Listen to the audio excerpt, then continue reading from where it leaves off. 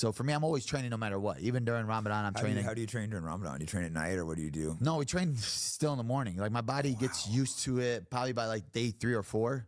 Like, Aren't you just like, I get so hungry after I train? yeah, no food or drinking the rest of the day. Damn. So like at night when the sun sets, when we're able to drink, I treat it like a wake up. So I'm drinking a lot of electrolytes.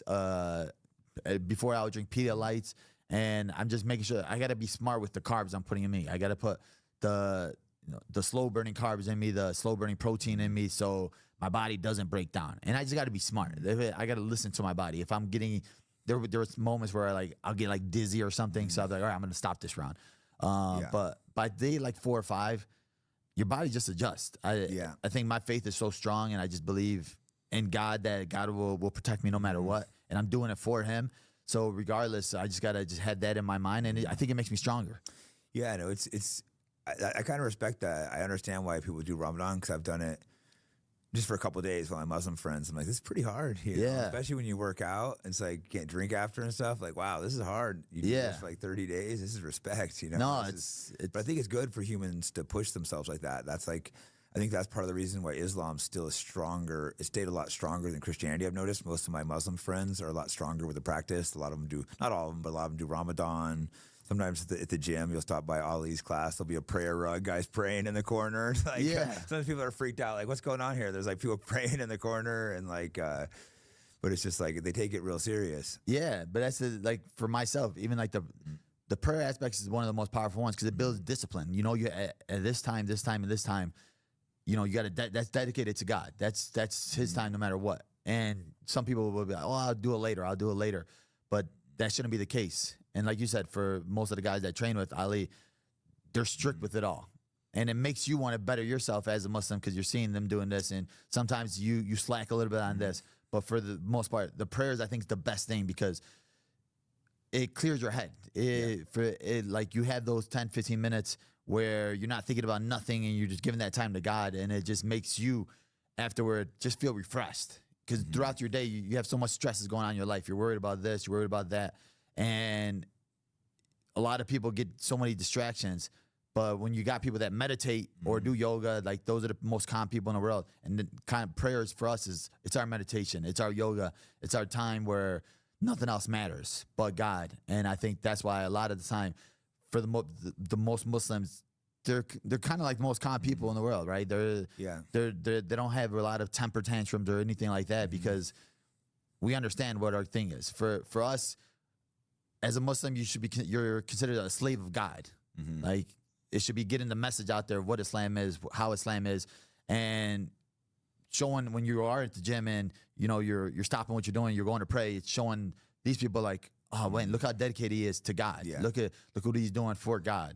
Because we're alive for that reason. Yeah, because there'll be guys that are praying right before they come in, put the gloves on, they'll beat the hell out of each other. But I respect that. It's like, it's interesting to see. And I think you say it's good, they motivate you to be better. I think that goes to all aspects for life. Even if you're not religious, the people you surround yourself with is going to make a big difference, If you're around people that are going out doing drugs, womanizing every night, you're going to fall into that same pattern. If your friends are out trying to do big business, do better, get their life better, you're going to fall into that same pattern. So it's kind of like important to watch who you surround yourself with. Exactly. And being as a fighter, that's where you need to be the most disciplined because our window's so small. And if you're going out partying, you're doing this, you're doing that, then you think you're going to go to the gym, you're not going to get the same results as you were. And that's what separates these guys when they become champions, like Habib and them, like they don't have that fall off period because a lot of guys get famous and all of a sudden they're out.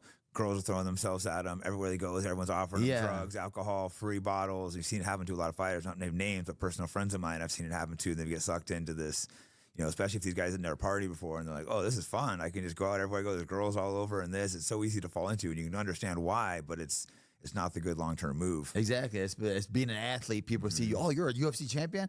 Then everybody wants to come to you. Everybody wants to be your friend. But that's why for me, I like to keep my circle small. And like my coaches, my family, they all, even after my fights, it's like, oh, where's the after party at? I was like, yeah, we're going to eat with my family. We're going to go. Yeah, surprised. We're doing this interview at 9 in the morning on a Sunday after UFC, after you'd be going out. You hit me at 9 in the morning. I'm like, well, I guess I'm not going out with my friends. I was thinking about, Nate was hitting me up. I'm like, I want to be responsible. I don't need to go out drinking. So, yeah, that was my other boy, Mike Cannon. He was like, on Friday, he was like, "Are we training in the morning, or could I go out tonight?" I was like, "Bro, we're training in the morning." Yeah, right. And then I ended up waking up, and he still went out the night before. He's like, "Bro, I gotta go eat breakfast with my sister." I'm like, "Bro, you're probably hungover right now."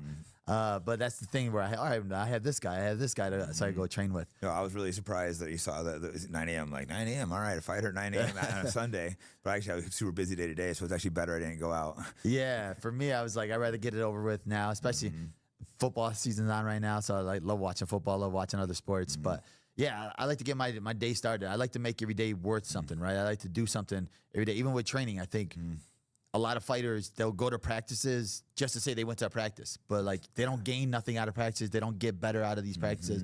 They just say, "Oh, I sweated today, or I did this today." And it's like, it's not enough. You have to have a purpose. Yeah, you're not. I'm like, but are you getting better? A lot of these guys, they're still the same fighter they were 10 years ago. No, it's so true. Some guys don't prove. You have to always be. I don't know how you do it, but like there's different ways. But I'm like sometimes working a certain thing that day or a week or there's certain. You're always trying to improve something, right? Is that kind of how you go in there with a mindset? Yeah, every week I'm like, all right, well, let's try to get better here.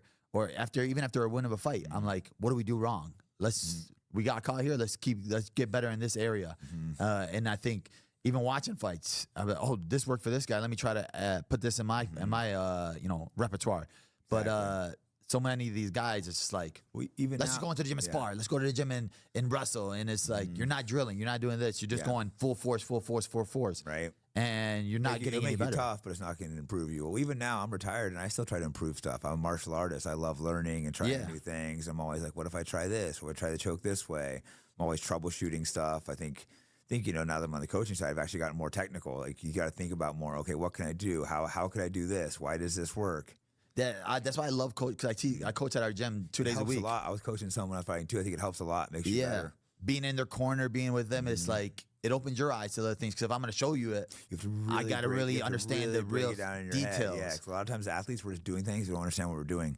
Sometimes I'll show something, I'm not doing it right, and I'll be like, I have to go back and rethink what I obviously left out an important detail. Yeah, exactly. I'll show a move or some things that work for me, and then they'll be like, why did you put your head this way? And I was like, didn't even realize you did it, right? Yeah, exactly. I won't even realize I did it, and I'll just be like, oh, I just work it like this, but try it, see if it fits your body, because like every fighter has a different body type. Yeah, good coaches realize that too. You can't teach everyone exactly the same. You have to adjust to the body. Yeah, I think that's the issue with like the bigger gyms too. It's like those bigger gyms, you're not getting that one-on-one time with your coach, your personal coach, where he's looking at you like, we need to fix this. It's like at the bigger gym, this guy just fought. He just won. Let me get that check. All right, we'll see you later. Let me know next time you get a fight. And then when you're in camp, you're not really learning new things because it's just geared toward your fight. Yeah, exactly. So some guys, you have to train year round because you learn off the camps, like you just said. Because camp time, you're cutting weight, you're hard sparring, you're running. You learn between the camps. Yeah, and I think a lot of these guys, you're a great fighter. They'll take off. These guys will take off or go on vacation for 3 weeks, and then they won't come to the gym until they have a camp. And it's like, you know who I hate? The guys who you help train for a fight and then they disappear when you're asking for help. Those guys are dead to me. It's like, fuck you, dude. Yeah, bro. It's like, for me, I want my partner to win so bad that I'm like, I'm watching tape, I'm helping him, like, and then it'd be like my fight, and it'd be like, no, I had that happen. I'm just like multiple times, and it's like, fuck this guy. Luckily, I had my primary crew with Nick, Nate, and Gil would always be there. I had so many other guys that helped train for a fight, put so much time and effort and work into helping them, corner them, and then I needed oh, I'm not training right now. I mean, you're not training right now. I need some sparring. Yeah, you're not hurt. Come and do one round off. If you can't do 3 rounds or 5 rounds, whatever, Yeah, I got lucky now with the gym I have now. It's kind of like you said with your Nate and Nick. Guys will show up. Yeah, I have a small core where I know that no matter what, and a lot of the guys that I train with now aren't even like real fighters anymore. They're just they've been with me since the beginning, so they'll just come in whenever I have a fight. Like brotherly love. Yeah, they're gonna help me no matter what. Like my boy Mike Hannon, he's a firefighter, but whenever I have a camp, all right, I'm gonna come help you. And Horacio and Max, they're both they used to be fighters, now they do other stuff. But whenever I have a camp, all right, they're in my corner. So like the guys that are even in my corner now, obviously I have my head coach Mike Valle. Yeah, who's your head coach, by the way? Mike Valle. So he's he doesn't get the credit he deserves at our gym. We're a small gym in Chicago, but we got 2 champions. We got me and Juliana Pena. Oh, yeah, it's crazy. I'd never heard of the guy. He deserved 2 champs out of a small gym like that. That's really impressive. Exactly. Nobody's even talking about it or thinking about it. Time? Mike Valle. I'm gonna look him up. Yeah. I really need to come by your gym next time in Chicago. Yeah, How far out of downtown is it? Like an hour or something? It's about like 30, 40 minutes from downtown. I really need to stop by. Yeah, that would be amazing. Especially having you there. It's like around. I can always fuck around, do a guest class or something. Yeah, that'd be great. Like when when he came up, he was training under Greg Jackson, and he was under them. But then now he opened up his own gym in Chicago, like small gym, but. Yair Rodriguez, he won the belt with Yair. He won the belt with Juliana. He won it twice. Right. Yeah, and he has a great mind for it. And I think that's what I love about him. Is like there's no egos. Even with him, he's a great striking coach, but he'll bring a wrestling coach in and be like, he's not telling me that he knows everything. There's coaches out there be like, you got to do this, this, and this the way I'm telling you. But he understands, no, I got to get a grappling coach. I got to get a good wrestling coach because grappling and wrestling are the keys. Like I said, his striking is so good. His footwork is so good, but he knows what wins fights. Exactly. What's the keys to this? You need this. And good coaches understand you have to add your own creativity. You can't make you a carbon copy of him. Exactly. And I think that's where a lot of these older generation coaches are with it, right? They want to just show everybody these same moves. And if you go to another gym, you're betraying me. Yeah, exactly. And I was like, no. There's stuff to learn from everyone. That's what I was always like, having your primary coaches, but you got to learn around from everyone because there's so much. Martial arts is never ending. The knowledge is endless. So no one person knows all the knowledge. It's such a young sport that something new is coming out every other week, right? Even when I look at these fights, watch these fights, I'm like, whoa, that works now. This works now. The calf kick just got started. When I was fighting, that wasn't an issue. Now it's like the main thing. Like there was just starting to be a few people doing calf kicks when I fight it. Now it's like the primary kick. So I never even had to deal with calf kicks. Yeah, so right. The jab, because they calf kick off the jab now. That's something I never even have to deal with. How crazy is that?